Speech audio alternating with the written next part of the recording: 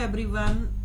आज हम CCSU BA first semester political science के सिलेबस के बारे में डिस्कशन करेंगे। जैसे कि आप लोगों को पता है, पहले BA के जो पेपर होते थे वो सब्जेक्टिव होते थे, यानी आपको लॉन्ग आंसर क्वेश्चन लिखने पड़ते थे। लेकिन फर्स्ट टाइम CCSU ने अपना जो है एग्जाम का पैटर्न चेंज कर दिया है और इस बार जो आपके क्वेश्चन होंगे वो MCQ में आएंगे। तो MCQ में 100 मार्क्स का जो आपका पेपर है उसमें 75 मार्क्स के क्वेश्चन जो है MCQ आएंगे, यानी कि मल्टीपल चॉइस क्वेश्चन, बहुविकल्पीय प्रश्न। तो आज हम जो है पूरी किताब को यूनिट वाइज डिस्कस करेंगे, डिटेल में भी और MCQ में भी। तो Indian national movement and constitution of India, तो उसका जो आपका पहला टॉपिक है वो है discuss the origin and growth of the Indian national movement. बोलने का मतलब है कि भारत में सबसे पहले नेशनल मूवमेंट की शुरुआत कब हुई। आजादी तक हम लोगों ने बहुत लंबा एक सफर तय किया है। तो अगर इंडियन नेशनल मूवमेंट के ओरिजिन की बात की जाए तो हम 19th सेंचुरी की बात करेंगे। तो 19th सेंचुरी के हाफ से डिमांड उठने लग गई थी।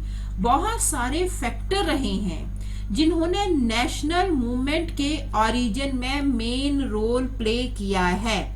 अगर हम नेशनल मूवमेंट में ओरिजिन की बात करें तो सबसे पहला जो है पॉलिटिकल एंड एडमिनिस्ट्रेटिव यूनिटिफिकेशन, मतलब हम लोग जब पॉलिटिकली ऑर्गेनाइज हुए और एडमिनिस्ट्रेशन में हम लोगों को पार्टिसिपेशन मिला।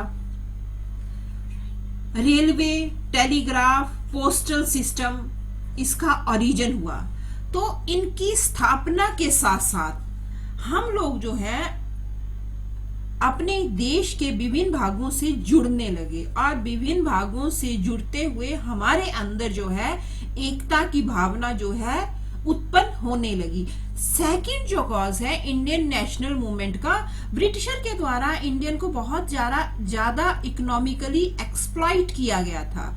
एक्सप्लॉइट का मतलब है कि भारत में जो हमारे पास धन होता था, एक वर्ड आता है ड्रेन ऑफ वेल्थ, कि इंडिया का पैसा जो है वो इंडिया के किसानों और मजदूरों को शोषित करना, हमारे लोग गरीब रह गए और यहां से पैसा जो है वो कहां ट्रांसफर होने लगा, ब्रिटेन में।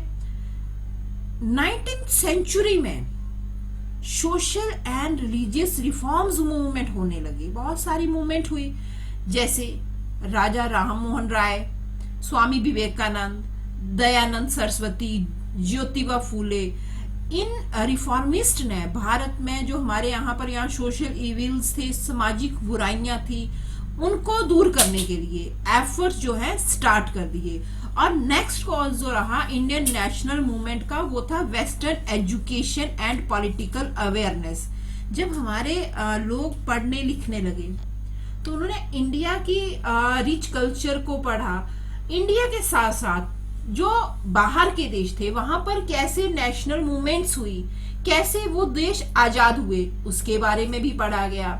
जैसे अमेरिका जैसा देश आजाद हुआ, फ्रांस में क्रांति हुई, ब्रिटेन में क्रांति हुई। तो उन क्रांतियों को देखते हुए हमारे अंदर भी अवेयरनेस आने लगी। और जब से ये जो प्रेस आया और लिटरेचर आया तो इसने बहुत ज्यादा रोल प्ले किया इंडिया की नेशनल मूवमेंट में। अब हम बात करते हैं growth of the Indian national movement. तो जब ग्रोथ की बात की जाएगी तो हम अपना जो दूसरा टॉपिक शुरू करेंगे उसमें आपके साथ जो है हम ग्रोथ का डिस्कस करेंगे।